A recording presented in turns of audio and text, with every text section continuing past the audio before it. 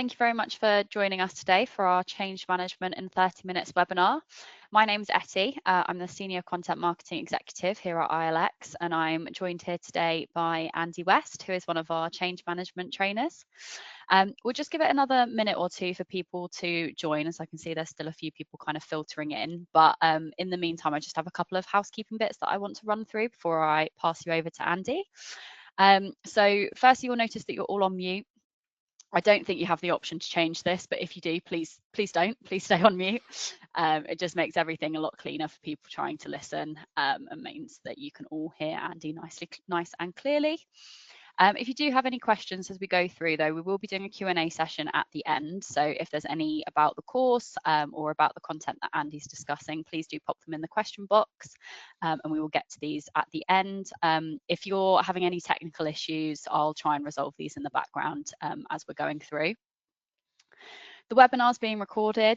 You'll be sent a link to this via email tomorrow, and it should hopefully be live on our YouTube channel this afternoon. And finally, we'd just like to say, give us a follow on social media. We're active on Instagram, Facebook, and LinkedIn as @ILX Group.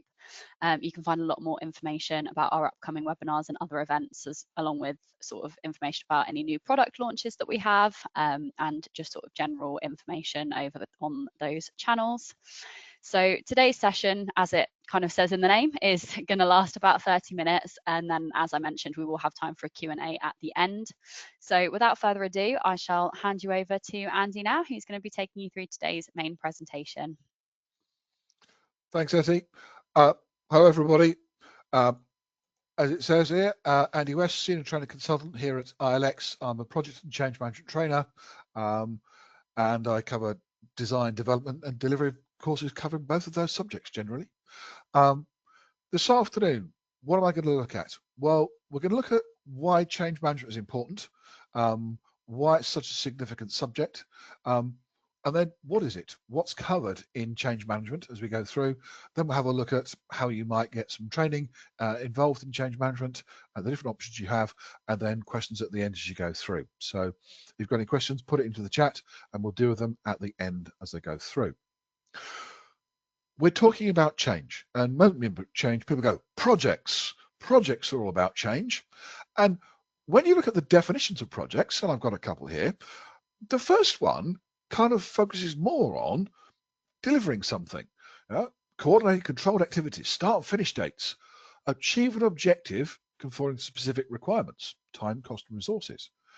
It's very much about delivery, and that's often kind of been the focus on kind of projects as a purpose. Am I delivering something? An objectives of time, cost, quality by a certain point. From the body of knowledge, the APM's body of knowledge says unique transit endeavour to achieve a desired outcome. And this is a step beyond delivering an output. And this is really about change. But the important thing is, when does the change happen? And how do we link these two things? Because they're both talking about projects. So if I look at a very simple model here, a project is going to deliver an output, a deliverable, a product, whatever you wish to call it. And the purpose of that product is to generate a change. And in the long run, value, benefits. In fact, I was reading an article this morning about the PMI that talks about a project being unique transit endeavour to achieve value. And there's an interesting one. It's about that value at the end. But what actually happens is that the project will create an output. And if it's a linear project at the end, if it's an iterative and agile type project, then during, when it hands that over to the business as usual, to the day-to-day activities of the organisation, this triggers a business change. People start to use the output, the capability, and that delivers the outcome. The outcome is the result of the change. We are faster, smarter, compliant, shinier, depending on what we're after. And we measure that outcome as benefits, and there's the value in doing these changes. But the important bit here is that business change. If we hand over a new capability, a new tool, a new system, a new process to our colleagues, are they going to change? Do they want to use it?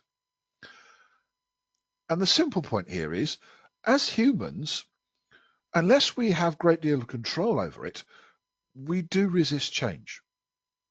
We fall into routines, behavior patterns. This is how we do things at the moment. This is how we do things around here. And this is true in our personal lives as well as at work. And if we're forced to kind of move out of those patterns to get new routines, then it's hard work. We've got to learn something new. We've got to work out a different way of doing it. And it doesn't feel right and it feels uncomfortable. We've got to put some effort in. For those of you who may have tried to give up smoking or vaping or lose weight, you're probably all going through, oh yeah, that sounds vaguely familiar. Doing what you've always done gets you the outcomes you've always had.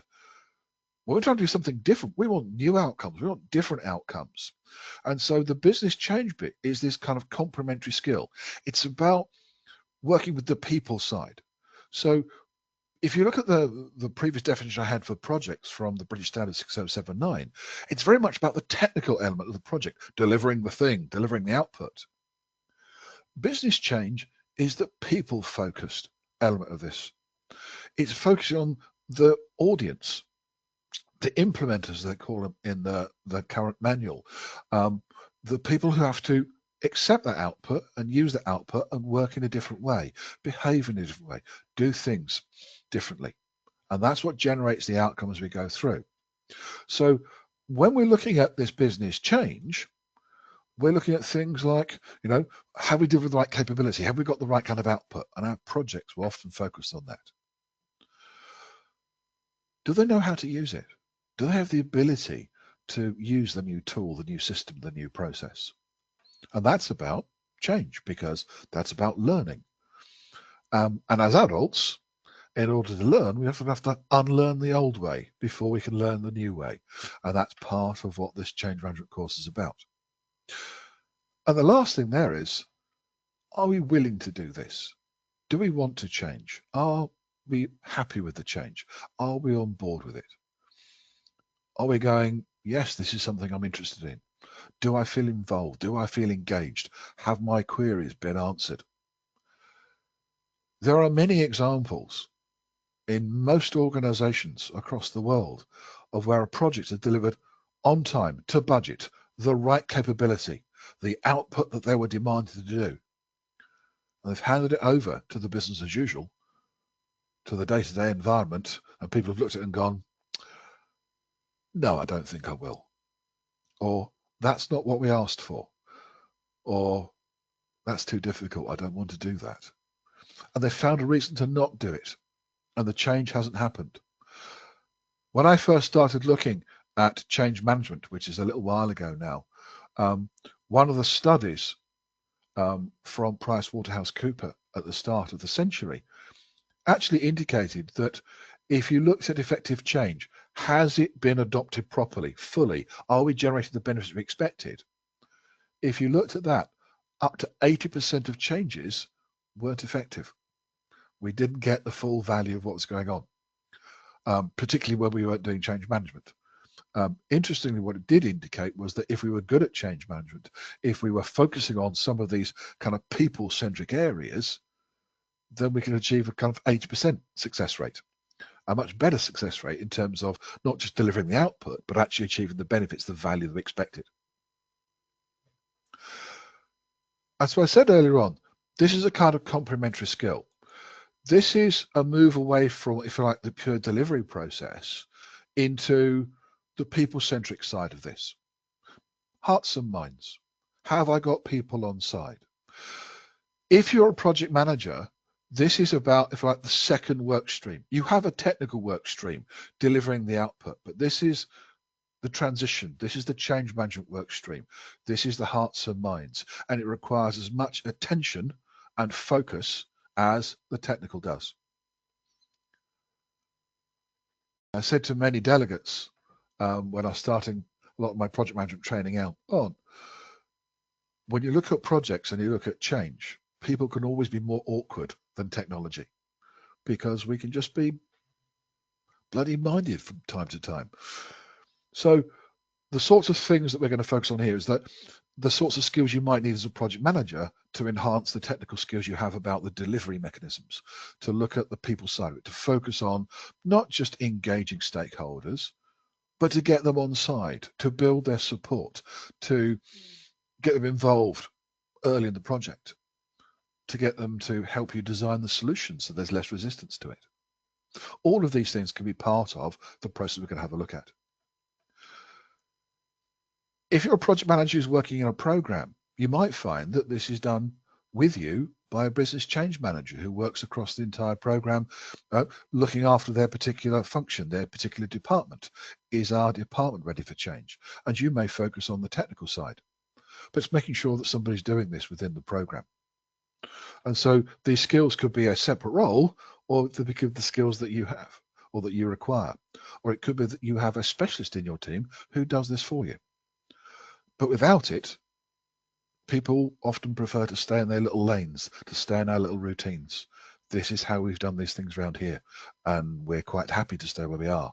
Unless we can motivate and generate some enthusiasm, some buy-in, then they're not going to change. And so it's to think about all of those sorts of elements and to pick those things up. So what helps people change? What process should we follow? What sort of things can we use to encourage them to change? How do we motivate individuals to change as we go through? How do we understand what learning they need? And what's the best way of learning? Again, it often requires specialist trainers, people like myself and my colleagues, but it's understanding what the learners need. What's the best way of helping them learn the new skills, behaviors that they need for the new way of working? And of course, resistance, objections. There's always going to be some. Where does it come from? Who's resisting? How much power do they have? How much authority? How good's their network? And what can we do to counter these sorts of things? Do we understand where it's coming from? Is there something we can do to minimize that resistance? Can we actually use it to improve the what and the how we're going to go and do this? Early in my career, when I was assisting somebody else with a change, they actually led a facilitated workshop and specifically looking at resistance and objections, and actually invited a number of people who'd been complaining about the particular change that was being delivered. And somebody said, I understand that you have some concerns about the project, and I'd like to explore what they are and what we might do to deal with them. And so encourage the group to give all the objections they had as to why both the output and the process of delivering this output weren't going to work. My job was to make notes. I was the kind of the note taker, the secretary of this particular one. And having got the full list, my colleague then showed, so these are all the reasons why A, it's not the right output, and B, this is the wrong way of delivering it. And the group went, yes, very smugly. And she then said, okay, so if we could do something about these, if we could actually look at a way of mitigating, reducing some of these, we might have a better chance of delivering the change. And they went, well, yes, that makes sense to us. And then her most important line was, okay, could you work with me to help me devise some kind of mitigation actions to the things that you said are going to cause problems? Can we use your experience to try and work out what might happen? And then work through the list with this group of objectors, with this group of resistors, to identify ways of overcoming their objections. And these were then taken back to the project and built into the project. But because they'd been listened to, because they'd been consulted, because they were involved in the change, they were now much more supportive. They were on side.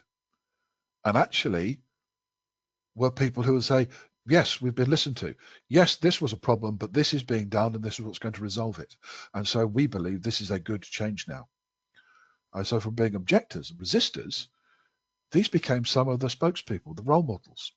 They became part of the group of people telling people what's going on. And that's the sort of thing we're looking for. That's the sort of thing we need, is that this is not just down to the sponsor. This is not just down to the project manager to go, this is a good change, you should go and do it. What we need is buy-in. What we need is engagement. What we need is the people actually in that environment going, this is a good thing, we want this to happen, and encouraging and motivating their colleagues. And change spreads the change. There's a change, and it spreads through. So that's the purpose of this. That's why it's so important. And it is about that kind of motivational edge, but it's about the process we follow. It's about the skills, the knowledge we need to enable change to happen. This is a relatively new syllabus. It was actually launched last year. This is the third version of the change management course. It is made up of 5 core areas. So organizational context and approach, people and change, leadership and teams as we go through, stakeholder communication, and the work of the change manager. And there's a study guide which actually follows that particular order. We run the course from section number 1 through to section number 5. A bit more detail of these. So when we start to look at the organizational context and approach, it talks about scene setting. So what are the driving forces for change? What sort of adoption level do we need? What are the sorts of circumstances for change? Why is it so important? And particularly it looks at the link from change to benefits, the adoption process. And look at things like the organizational context, levels of adoption. How do we get people to buy in? Do we force them, compliance, or is it part of this is how we do things around here now? It looks at culture and how that has a limiting effect sometimes on changes we're going to do, to understand what we might need to do. Do we need to resolve culture first? There's a famous quote that says, culture eats strategy for breakfast, to which we've kind of added as a little joke, and has change as a light snack mid-morning. And if we don't address the cultural elements, you can deliver a change that doesn't work because the culture of your organization says, not round here. It looks at approaches to change. So it looks about things about co-design, getting people involved before the project is fully defined to help them engage with the project and define what is actually needed. It picks up process ADCAR methodology framework and looks at what that is. It looks at Kotter's 9 accelerators, again, another mechanism you can use for change. It looks at what calls the continuous change management cycle, which is very much linked to kind of agile methodologies and frameworks. It looks at things like the change strategy. How do we run it? How are we going to plan it? What do we do when as we go through? And that's very much about structuring an approach. Do we have a structure? And we can of course link that to our project delivery structure to make sure the two things are running in parallel. When we start to look at people and change, this is hugely about the impact of change on individuals as we go through so that we understand their response to what's going on. So we look at personal preferences. We look at the change curve and how people react. We look at neuroscience, particularly some areas from David Rock about how do we behave in our heads, what's going on. We look at things about anxieties, so learning anxiety, the fact that we might be afraid to learn, or survival anxiety, what happens to us if we don't change? This also starts to pick up learning and how we tend to learn. So we use the David Kolb learning cycle, which is about 4 steps of learning to ensure that it's fully embedded. We also look at Honey and Mumford's preferences. Where do people prefer to start learning? Just to give us a different way of thinking about how we might address some of the learning needs of different audiences. When we start to look at leadership and teams, it talks about leadership through change. So the various roles, projects and changes both need a sponsor, somebody in charge. Projects need a project manager. Change needs a change manager to focus on the people side, which of course could be the same person. It looks at the other roles that might be important, such as line managers. It looks at the teams we need to build, how we might build the teams as we go through to ensure we have the right skills to do the right things as we go through.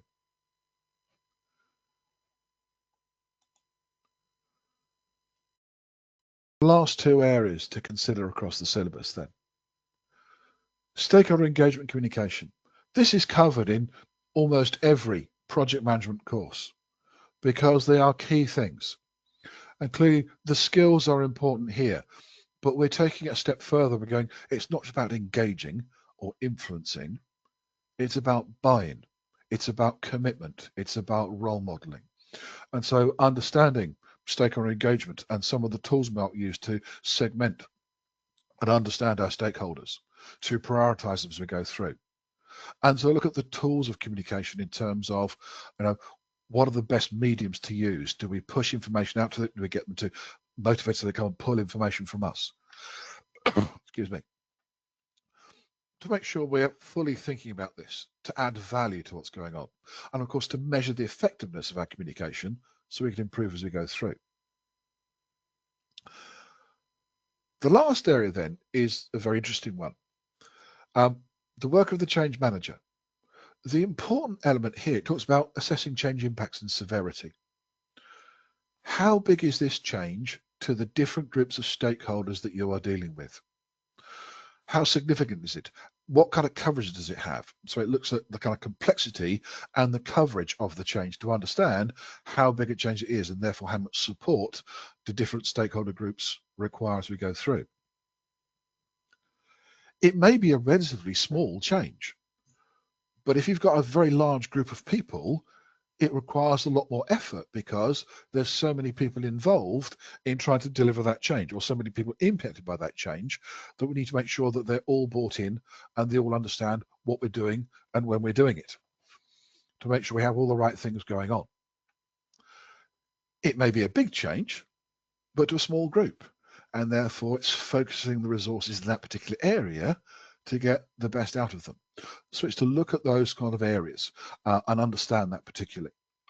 Resistance to change, as I've mentioned already, understanding where it's coming from and why we have it, to make sure that we understand where it's coming from, what we might do about it. And an interesting one, that change analytics. What do we measure when we're doing a change? What do we need to understand so we understand where we are, what's going on? And this covers both, if you like, the qualitative things, how are people reacting to this, and are we dealing with those, and the quantitative ones of where are we in the change, what's been delivered, and what's changing as we go through. And this is about measuring both progress and results of change to understand exactly where we are and what's going on, and sometimes how well it's going or not, and therefore do we need to do something better about it as we go through. As you can see, it's quite a full syllabus. It covers quite a lot of areas that as a change manager you need to think about, to understand, to make sure that these things have been considered all the way through the planning process, so that we're taking things on in a kind of controlled, planned manner. And so some of the background skills in terms of planning and analysing are very similar to those as a project manager. But rather than focusing on the technical aspects, am I delivering the right piece of software? Am I delivering the right process? This is focusing on the people side of things. This is focusing on what their needs are in terms of learning, support, motivation. Have we got the right people involved to make this happen? Can we affect those hearts and minds so that people say, yeah, I'll give this a go. This looks exciting. This looks interesting. I want part of that. And if we can do that, then the business change happens. We achieve the outcome and the benefits are achieved long term. We get a proper adoption of the outputs. One of the other statistics I remember from when I first ran the course was that they looked at benefits being achieved. What they identified with effective change management, then actually you could overachieve on the benefits that you forecast, because you got better adoption speed and therefore you achieve the benefits earlier. And they stayed focused and they were sustained as you went forwards. Now I saw that, and I also learned from some of my project management background at the same time that in many projects at that point, benefits were being overstated by 10 to 15% to make the project look attractive. So if we put those two things together, one, we're claiming more benefits than we think we really should to make it look attractive. But if we're good at change management, we actually overachieve against that overestimated forecast. It's got to be a good reason to doing this, isn't it? That is the content of change management as a course. As you can see, I'm very keen on it as a subject. I think it's a very important subject to go with your project management skills or your program management skills, how we might do this.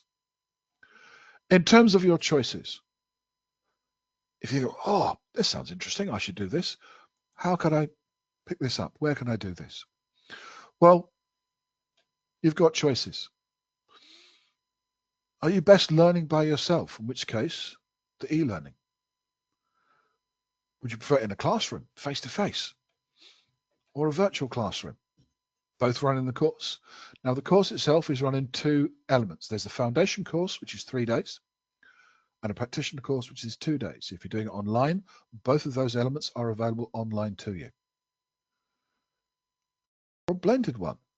And I've seen this work very effectively, that people do the foundation element as a kind of online course, the e-learning. But then they do the practitioner as a classroom or a virtual classroom, where they can discuss the application of the change management theory with other people and look at how you might do it. Information on all of our courses is available on our website, ilxgroup.com. Have a look on there, look for change management. You'll find all the information you need about how to look at the courses and our contact details as well.